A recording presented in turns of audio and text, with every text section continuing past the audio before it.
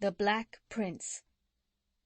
By the edge of the river they stopped and said farewell. This took a long time, because all those thousands of monkeys wanted to shake John Dolittle by the hand.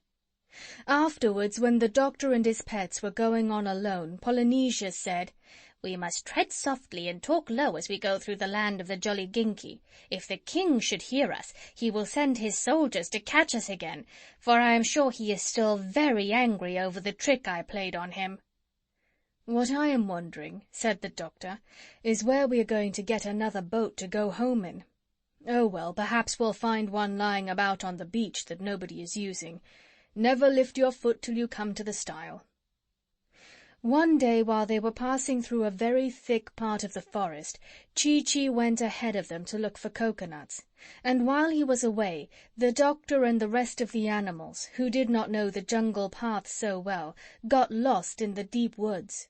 They wandered around and around, but could not find their way down to the seashore. Chee-Chee, when he could not see them anywhere, was terribly upset. He climbed high trees and looked out from the top branches to try and see the doctor's high hat. He waved and shouted, he called to all the animals by name, but it was no use. They seemed to have disappeared altogether. Indeed, they had lost their way very badly. They had strayed a long way off the path, and the jungle was so thick with bushes and creepers and vines that sometimes they could hardly move at all, and the doctor had to take out his pocket-knife and cut his way along. They stumbled into wet, boggy places. They got all tangled up in thick, convolvulous runners. They scratched themselves on thorns, and twice they nearly lost the medicine-bag in the underbrush. There seemed no end to their troubles, and nowhere could they come upon a path. At last, after blundering about like this for many days, getting their clothes torn and their faces covered with mud, they walked right into the king's back garden by mistake. The king's men came running up at once and caught them. But Polynesia flew into a tree in the garden without anybody seeing her, and hid herself. The doctor and the rest were taken before the king. "Ha, ha!" cried the king. "So you are caught again. This time you shall not escape. Take them all back to prison and put double locks on the door. This white man shall scrub my kitchen floor for the rest of his life." So the doctor and his pets were led back to prison and locked up, and the doctor was told that in the morning he must begin scrubbing the kitchen floor. They were all very unhappy. "This is a great nuisance," said the doctor. "I really must get back to Puddleby. That poor sailor will think I've stolen his ship if I don't get home soon. I wonder if those hinges are loose." But the door was very strong and firmly locked. There seemed no chance of getting out. Then Gub-Gub began to cry again. All this time Polynesia was still sitting in the tree in the palace garden. She was saying nothing and blinking her eyes. This was always a very bad sign with Polynesia. Whenever she said nothing and blinked her eyes, it meant that somebody had been making trouble, and she was thinking out some way to put things right. People who made trouble for Polynesia or her friends were very nearly always sorry for it afterwards. Presently she spied Chee-Chee swinging through the trees, still looking for the doctor. When Chee-Chee saw her, he came into her tree and asked her what had become of him. "The doctor and all the animals have been caught by the king's men and locked up again," whispered Polynesia. "We lost our way in the jungle and blundered into the palace garden by mistake." "But couldn't you guide them?"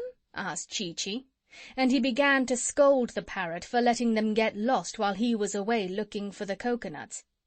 "It was all that stupid pig's fault," said Polynesia. "He would keep running off the path, hunting for ginger roots, and I was kept so busy catching him and bringing him back that I turned to the left instead of the right when we reached the swamp. Shh! Look, there's Prince Bumpo coming into the garden. He must not see us. Don't move, whatever you do." And there, sure enough, was Prince Bumpo, the king's son, opening the garden gate. He carried a book of fairy tales under his arm. He came strolling down the gravel walk, humming a sad song, till he reached a stone seat right under the tree where the parrot and the monkey were hiding. Then he lay down on the seat and began reading the fairy stories to himself. Chi-Chi and Polynesia watched him, keeping very quiet and still. After a while the king's son laid the book down and sighed a weary sigh. "If I were only a white prince," said he, with a dreamy, far-away look in his eyes. Then the parrot, talking in a small, high voice like a little girl, said aloud, "Bumpo, someone might turn thee into a white prince, perchance." The king's son started up off the seat and looked all around. "What is this I hear?" he cried. "Methought the sweet music of a fairy's silver voice rang out from yonder bower. Strange!" "Worthy prince," said Polynesia, keeping very still so Bumpo couldn't see her, "thou sayest winged words of truth, for 'tis I, Triptzinka, the queen of the fairies, that speak to thee. I am hiding in a rosebud." "Oh, tell me, fairy queen," cried Bumpo, clasping his hands in joy. "Who is it can turn me white?" "In thy father's prison," said the parrot, "there lies a famous wizard, John Dolittle by name. Many things he knows of medicine and magic, and mighty deeds has he performed.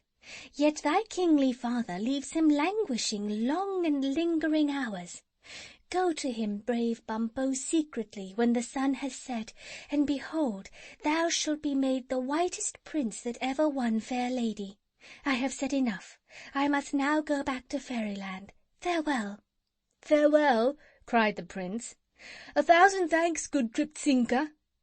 And he sat down on the seat again with a smile upon his face, waiting for the sun to set. End of chapter 11.